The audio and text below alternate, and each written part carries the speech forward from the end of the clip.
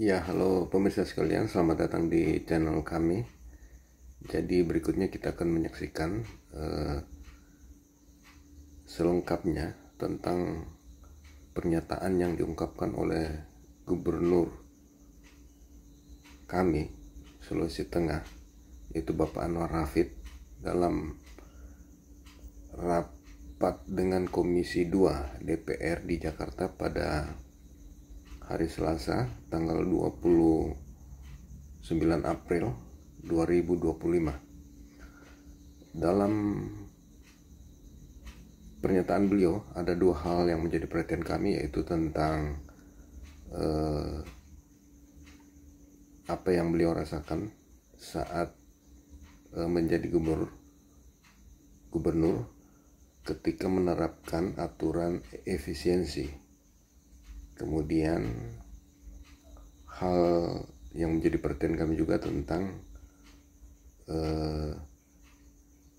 pembagian hasil tambang antara pusat dengan Sulawesi Tengah yang sangat timpang sekali. Triliunan yang diperoleh, ratusan triliun yang diperoleh oleh perusahaan, sementara Sulawesi Tengah hanya kebagian sekitar 200-an miliar. Bagaimana selengkapnya? Mari kita dengarkan pernyataan lengkap dari Bapak Gubernur kami, Bapak Anwar Hafid. Selanjutnya Gubernur Sulawesi Tengah. Bismillahirrahmanirrahim. Assalamualaikum warahmatullahi wabarakatuh. Selamat siang, salam sejahtera buat kita sekalian. Om Swastiastu, Namo Buddhaya, salam kebajikan. Bapak pimpinan, para wakil pimpinan, serta seluruh anggota Komisi 2 yang saya banggakan. Yang saya hormati sahabat-sahabat para gubernur, yang kita banggakan Ibu Wakil Menteri Dalam Negeri dan seluruh jajarannya. Izin Pak Ketua, pada kesempatan ini saya tidak akan banyak menyampaikan hal-hal yang berkaitan dengan tiga hal tersebut, karena insya Allah nanti Pak Ketua tanggal 7 Mei saya baru dapat surat dari Mendagri akan ada kunjungan Komisi 2 di Sulawesi Tengah. Terima kasih banyak Pak Ketua dan pimpinan yang telah mengagendakan Sulawesi Tengah untuk kunjungan kerja. Insya Allah nanti di sana kita laporkan segala hal sampai sekecil-kecilnya. Pada kesempatan yang baik ini izinkan saya menyampaikan beberapa hal-hal pokok saja. Yang pertama soal penyelenggaraan pemerintahan.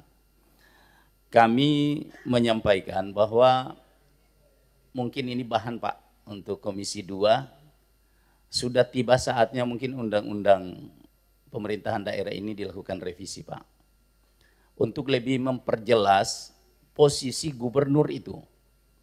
Karena gubernur ini ada dua bodi Pak dalam diri kami ini. Ada sebagai wakil pemerintah pusat dan sebagai kepala daerah. Ini dua-duanya ini tidak maksimal Pak. Sebagai wakil pemerintah pusat, jujur, baru Menteri Dalam Negeri saja ini yang menyerahkan beberapa kewenangan kementerian kepada para gubernur.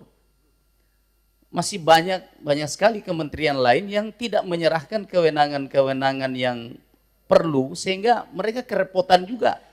Harus ke bupati dan sebagainya. Jadi ini langsung dan sebagainya Pak Ketua. Jadi perlu dipikirkan untuk memperjelas posisi ini. Posisi gubernur sebagai wakil pemerintah pusat. Kalau kementerian ini mau mendelegasikan kewenangan-kewenangan penting yang berkaitan dengan penyelenggaraan pelayanan masyarakat di semua kementerian, ini gubernur ini akan luar biasa posisinya di Republik ini. Itu yang pertama. Nah, yang kedua berkaitan dengan kepala daerah otonom Pak. Ini juga jadi penting. Diberi status kepala daerah otonom, tapi kita lihat bahwa ada beberapa yang sebenarnya tidak ada fungsi otonomnya di situ. Contoh misalnya, kita masih ada dinas kesehatan. Saya heran Pak, saya jadi gubernur urus apa soal kesehatan? Paling urus rumah sakitnya aja Pak. Sementara ada dinas kesehatan di situ. Gubernur tidak mengurus puskesmas, tidak mengurus rumah sakit daerah. Karena itu kewenangan dari para bupati, wali kota. Jadi dinas kesehatan ngurusin rumah sakit provinsi saja, Pak. Tuh. Kemudian kewenangan-kewenangan lain banyak. Saat tadi sudah disampaikan pertanian. Pertanian gimana, apa kewenangannya gubernur? Tidak punya sawah, Pak, gubernur itu. Jadi kalau ke sana mau ngurusin sawah nanti bisa tabrakan dengan program, akhirnya overlap nanti program, Pak. Jadi ini harus diperjelas juga kewenangan ini. Jadi saya hanya bicara soal diperjelas sehingga insya Allah gubernur ini akan benar-benar tampil sebagai wakil pemerintah pusat di daerah, dan segala sesuatu Komisi 2 tinggal panggil gubernur kada apa-apa. Bayangkan kalau Bapak mau kumpulkan 580 lebih bupati di sini, tapi kalau gubernur cuma 33, Pak. Nah, itu yang 38. Kemudian yang kedua soal transfer. Transfer di daerah, saya kira ya kita semua sangat memahami apa yang dilakukan oleh Bapak Presiden. Dan kita semua sudah mendukung, Pak. Efisiensi kita sudah lakukan, luar biasa, Pak. Dengan segala keterbatasan sudah perjalanan dinas 60% sampai 70%. Udah sekarang penerbangan mulai sepi, Pak. Gara-gara perjalanan dinas sudah. Pegawai-pegawai kita sudah nggak ada, Pak. Tinggal 30% perjalanan dinas sekarang ini. Coba bayangkan. Itu jadi perlu dipikirkan juga nih. Tapi kita lakukan, Pak. Namanya kita sami'na wa ta'na, Pak. Kita gubernur ini kepada presiden. Nah, tinggal yang menjadi pertanyaan kami, mungkin ini, Pak, ini perlu walaupun bukan ranahnya Komisi 2, tapi saya yakin Komisi 2 ini adalah satu komisi yang semua komisi bisa dimasuki. Yang berkaitan dengan DBH, Pak. Saya contohkan Sulawesi Tengah. Sulawesi Tengah itu adalah salah satu provinsi penyumbang devisa terbesar juga di Indonesia ini. Bapak Presiden bilang ada 570 triliun dari pajak yang bersumber dari industri smelter yang ada di Sulawesi Tengah. Tapi coba Bapak-Bapak bayangkan, setiap tahun DBH itu kami hanya mendapatkan 200 miliar. Negeri kami itu hancur-hancuran, Pak. Tambang di mana-mana, hancur-hancuran, Pak, negeri kami itu. Ada senior saya di sana, mantan gubernur, Pak Longki Janggola, Pak. Hancur-hancuran, itu saya tidak tahu kalau nikelnya habis, daerah itu mungkin adalah daerah hantu. Cuma 222 miliar. Di mana persoalannya? Gubernur nggak bisa masuk, Pak. Para pengusaha ini bilang ini kawasan industri spesial, nggak boleh. Semua berdalih atas izin undasaha industri. Jadi kawasan industri itu, Pak, nggak bisa diapa-apain. Semua bebas, kendaraan bebas di dalam itu. Mau ngapain aja dia. Ya. Kami tidak bisa, Pak. Sementara pengenaan dana bagi hasil, Bapak, di sana itu dilakukan di mulut tambang, bukan di mulut industri. Beda misalnya PT Vale yang masih menggunakan izin usaha pertambangan pemurnian. Pengenaan PNBP-nya itu di mulut industri. Sehingga yang dipajak itu adalah nikel matte. Di Morowali yang dipajak itu ore, Pak. Akhirnya apa yang terjadi? Satu ore misalnya 40 dolar per metric ton. Tapi kalau misalnya pajaknya itu dibayar di mulut industri menjadi stainless steel, ya mungkin Sulawesi Tengah itu adalah salah satu daerah yang menyamai mungkin DKI, Jawa Barat dan sebagainya soal PAD. Nah, ini problem kami, Pak. Jadi kemudian saya baca di Undang-Undang Industri itu yang jadi problem, Pak. Itu mereka, para pengusaha ini diberi tax holiday, tax allowance itu sampai 25 tahun. Nikel di Morowali itu tinggal 10 tahun, Pak. Jadi habis tax holiday itu selesai, habis nikel, kami akan mendapatkan begitu-begitu saja. Jadi ini perlu saya sampaikan karena Ini berkaitan dengan pembukaan sumber daya alam, mungkin kalau di Kalimantan hampir mirip lah kira-kira. Hancur-hancuran Pak. Nah yang ketiga, berkaitan tadi yang disampaikan Kang Deddy, soal NPWP Pak. Nah, NPWP hampir semua Pak, sama. Di Morowali itu semua NPWP pengusahanya itu ada di Jakarta. Jadi mereka benar-benar mengambil keuntungan di sana. Kita yang merasakan dampaknya, kita tidak punya apa-apa. Ini Bu Wamen, ini perlu kita berjuang keras ini. Supaya, nah, kemarin saya paksa Pak.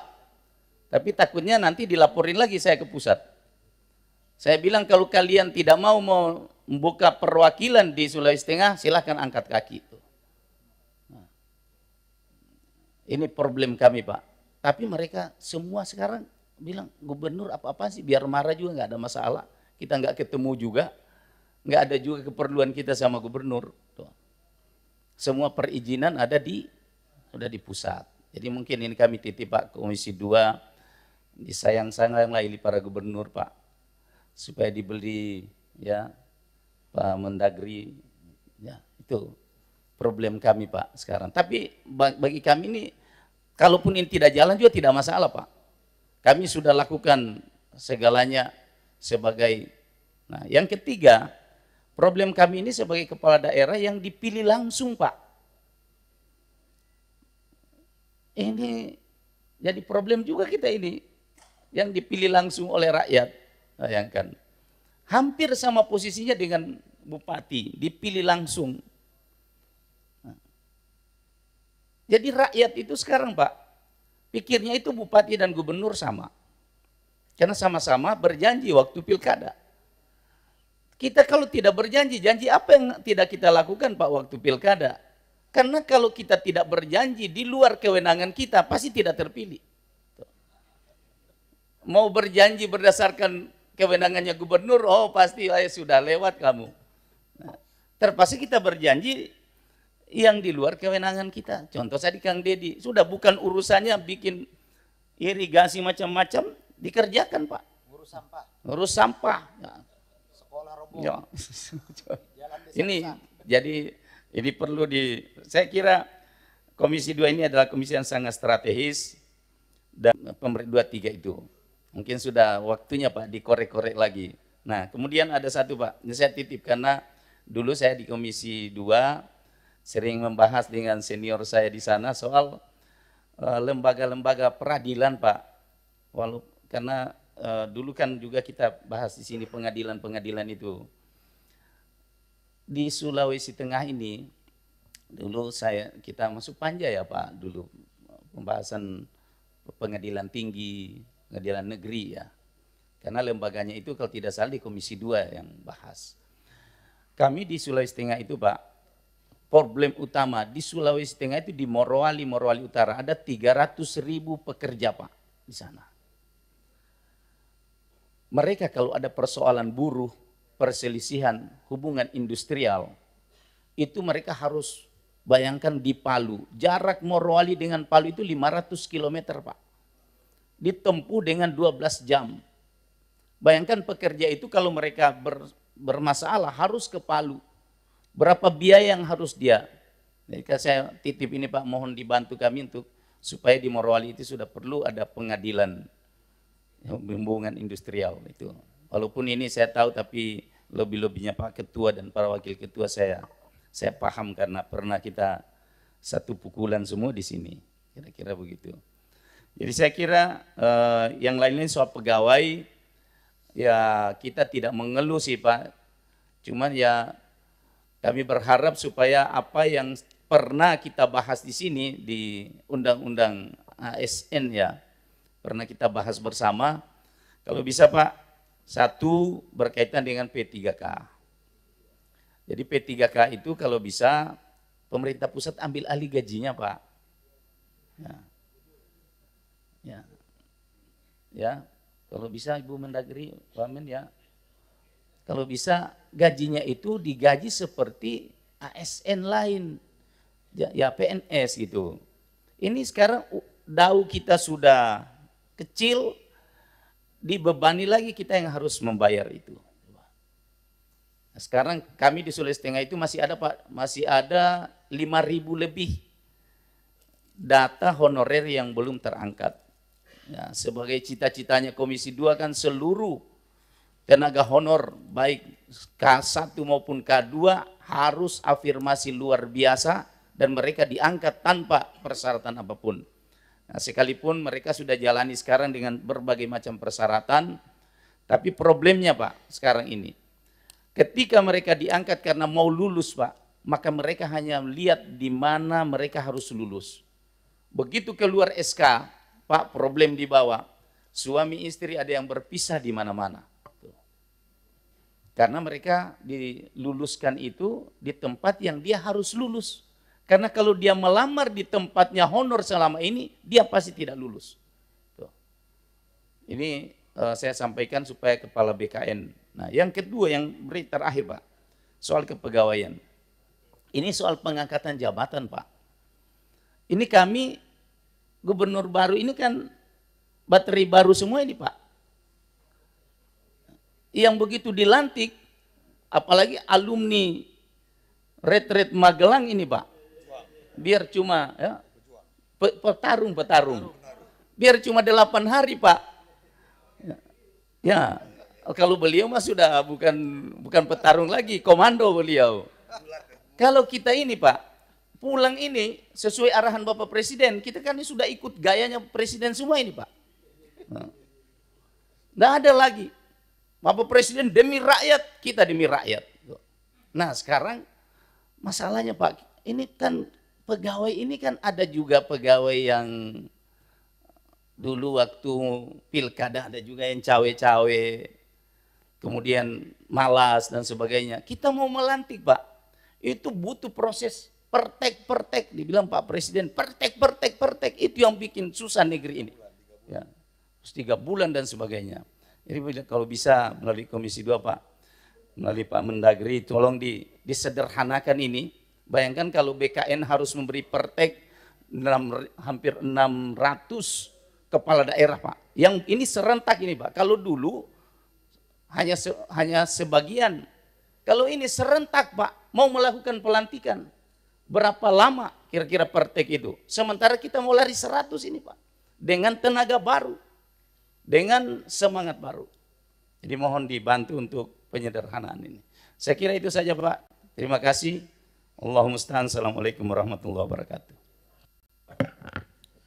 Pak Anwar waktu jadi anggota Komisi 2 isinya optimisme Pak. Jadi optimisme, optimisme, solusi. Saya dulu sebelahan terus sebelah situ Pak. Janjian mau jadi gubernur Allah izinkan 1 orang. Ya, yang satu jadi ketua komisi. Begitu jadi gubernur 2 bulan, kok pesimisme bunyinya. Saya juga sedih kok kakanda saya begini, padahal dulu Bang Anwar optimis sekali ya Bang Komar ya dulu waktu di sini. Tapi nggak apa-apa Bang, kawan-kawan sini rindu suara Abang, termasuk mikrofon ini pun rindu suara Bang Anwar. Kalau nanti soal pertek, Pak Gubernur sekalian, mumpung ada yang mengingatkan pertek BKN, kalau memang diperlukan endorsement dari kami, nanti kita bikin Zoom nggak apa-apa. Karena BKN kan di bawah Komisi 2, Kemenpan RB, BKN di bawah Komisi 2, nggak perlu ke sini, ingatkan ke kami, nanti kita bikinkan agenda untuk kita percepat. Bahkan kalau perlu, kami sekarang bikin terobosan khusus dalam sektor pertanahan tata ruang, Bapak Ibu sekalian. Karena banyak sekali pengaduan masyarakat ke Komisi 2 terkait dengan tanah. Saya nggak mau sebut mafia. Banyak sekali. Sekarang kita bikin kanal terbuka. Jadi di website Kementerian ATR BPN itu ada 1 kolom khusus penyelesaian pengaduan yang masuk dari Komisi 2. Di situ akan kelihatan tuh nanti apa masalahnya, bagaimana solusinya dan prosesnya seperti apa. Nah, kalau perlu nanti urusan ini, kalau memang dari pemerintah daerah mumpung ada bupati wali kota juga, kita bikin seperti itu aja di BKN nanti biar kita kontrol sama-sama. Jadi kalau pemerintah Provinsi Sulteng misalnya masukin tanggal 1 Mei sampai tanggal 30 Mei nggak ada pergerakan, kan kita bisa kontrol sama-sama. Cocok ya Pak Gubernur? Coba kurang sayang apa saya sama Kanda. Selanjutnya Gubernur Sumatera Utara.